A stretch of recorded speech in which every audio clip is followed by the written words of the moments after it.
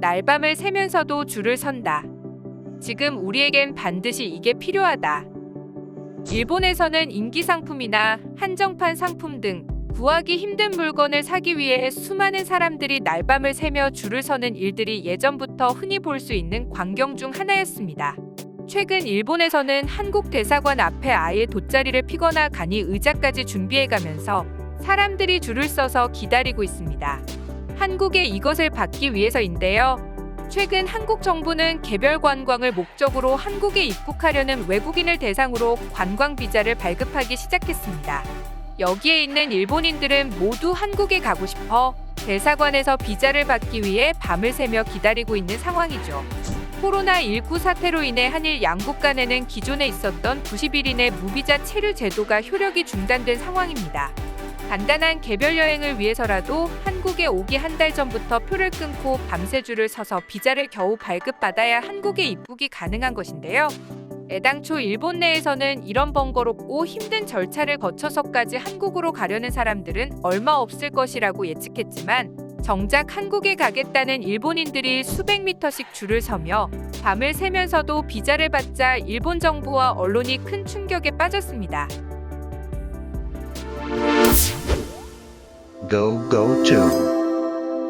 얼마 전까지만 해도 일본에서 도안놀이라는 것이 유행하고 있었습니다.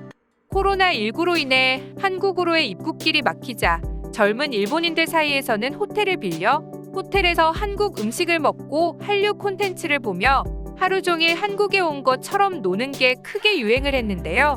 이게 유행하자 몇몇 호텔에서는 아예 한국 과자와 음료와 술, 한국 음식까지 패키지 상품으로 묶어서 판매하는 호텔까지 나왔을 정도로 대인기였습니다.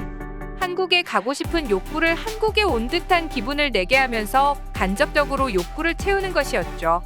그만큼 일본인들에게서는 한국에 가고 싶다는 열망이 굉장히 크게 자리 잡고 있는 것인데요. 드디어 도안놀이라는 간접적인 방법이 아닌 진짜로 한국에 갈 수 있는 길이 열리자 주일 한국 대사관은 한국에 가려는 일본인들로 난리가 났습니다. 몰리는 사람이 많아 비자를 발급받기까지 엄청난 시간과의 전쟁을 벌여야 하고 엔화의 약세로 인해 한국으로의 여행 비용은 과거에 비해 크게 비싸졌습니다. 또한 공항에서는 출국하기 전 72시간 전에 우리 돈 30만 원 가까이 되는 비용을 지불한 후 PCR 검사를 받아서 음성 확인서를 발급받아야만 겨우 한국에 갈 수 있게 됩니다. 이런 불편하고 돈이 많이 들어가는 상황에도 한국에 가기 위해 수백 미터씩 줄을 서며 기다리고 있는 것인데요. 많을 때는 1000명이 넘는 사람들이 줄을 서기도 했습니다. 놀라운 점은 한 사람이 여러 명의 신청서를 들고 있는 경우가 대다수여서 실제 신청 인원은 훨씬 더 많을 것으로 예상되고 있는데요. 2년 만에 관광 비자가 재개되자 한국에 오고 싶었지만 오지 못하던 억눌리던 욕구가 폭발한 것으로 사람들이 너무 많이 몰려 대사관에서는 추가 인원까지 투입하여 대응하고 있지만 신청자가 너무 많아 대사관 측도 당황하고 있습니다. 이런 현상은 도쿄뿐만이 아니라 오사카 등 일본 주요 도시에 있는 한국 영사관에서도 비슷한 풍경이 연출되고 있습니다. 흥미로운 점은 줄을 서 있는 사람 중 90% 이상이 여성이었다는 점인데요. 젊은 여성을 중심으로 한류가 큰 인기를 누리고 있는 것과 큰 연관이 있다고 분석이 되고 있습니다. 기나긴 행렬을 보며 일본인들은 큰 충격에 빠져들었습니다.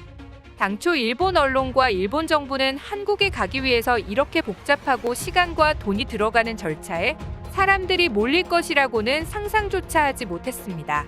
벌써부터 이런 상황이라면 한국의 무비자 입국이 다시 허용되면 한국에 가려는 사람은 더더욱 폭발적으로 늘어날 것이라고 일본 내에서는 벌써부터 외화 유출에 대한 걱정이 나오고 있습니다. 이렇게까지 해서라도 한국에 가는 사람들에게 삐딱한 시선을 보내는 일본인들도 적지 않았습니다. 관광 정도라면 적어도 비자 없이 가면 좋을 텐데 개인적으로 왜 일본을 적대시하는 한국에 일부러 꼬리를 흔들며 관광을 가는 것이냐? 라며 불쾌하다는 반응을 보이는 네티즌도 있었고 첫 차로 왔다 또는 철야로 줄을 섰다던가 그렇게까지 해서 한국에 가고 싶어 하는지 이해가 안 가네요.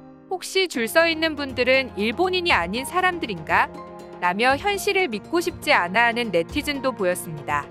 일본 정부는 한국에 가기 위해 비자 발급을 신청하려는 이들이 너무나도 늘어나자 위기의식을 느끼며 부랴부랴 자국 내 여행으로 관심을 돌리는 긴급 대책을 내놓으며 진화에 나서고 있는데요.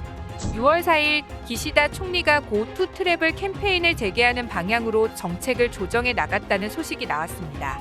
고투 트래블 캠페인은 자국의 관광지에서 숙박이나 식당 등을 이용할 경우 할인 혜택을 제공하는 정책인데요. 과거에 큰 호응을 얻지 못했기에 이름과 디자인을 바꾸어 재추진을 준비한다는 것입니다.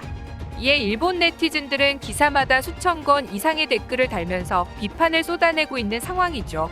명칭을 바꾸는 것은 기존 인쇄물을 폐기해야 해서 비용이 늘어나는 데다 그럴 바에는 차라리 외국인 관광객을 더 늘리는 것이 더 효과적이라는 것입니다.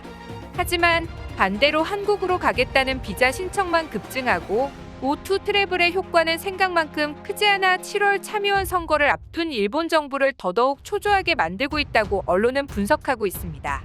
특히 한국과의 무역전쟁 당시 한국의 노재팬 운동에 큰 타격을 받은 일본이 또다시 한국에 패배하고 있다는 여론도 나오고 있습니다. 한국에서 한때 엄청나게 팔리던 일본의 대표 의류 브랜드인 유니클로는 한국 내 190개의 매장 중 60여 개의 매장을 정리했으며 가장 잘 나가던 명동지점마저 철수하는 큰 타격을 받았습니다. 엎친 데 덮친 격으로 자회사인 지우는 한국에 진출하자마자 노재팬의 직격탄을 맞고 바로 철수하는 큰 타격을 받았습니다. 작년 유니클로의 영업이익이 흑자로 돌아섰다는 소식도 있었지만 실상 매출은 불매운동 이전에 비해 회복되지 않았고 매장을 철수하며 회수된 유지비용과 인건비 덕분에 생긴 착시현상이라는 분석이 대세를 이루고 있습니다. 닛산 자동차와 우익 논란이 있었던 화장품 회사 DHC도 한국의 불매운동을 이기지 못하고 꼬리를 말고 철수해버렸습니다. 한때 한국에서 가장 많이 팔리는 수입 맥주였던 아사히 맥주는 불매운동의 직격탄을 맞고 일본 내에 2개 공장을 폐쇄하며 큰 위기 상황에 직면했습니다.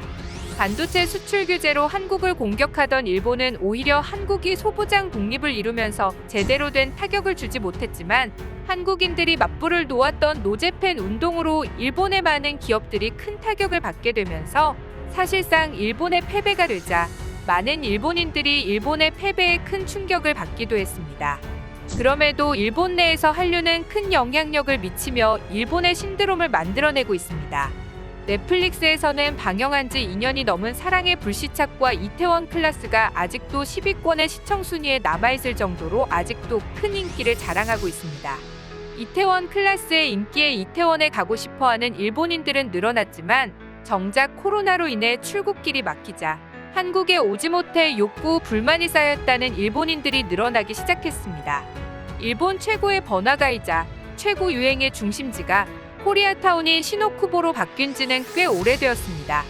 각종 잡지에서는 한국 스타일이 유행하며 최근 일본 여성들의 화장이나 스타일이 한국인들과 비슷하게 바뀌고 있는 추세이죠.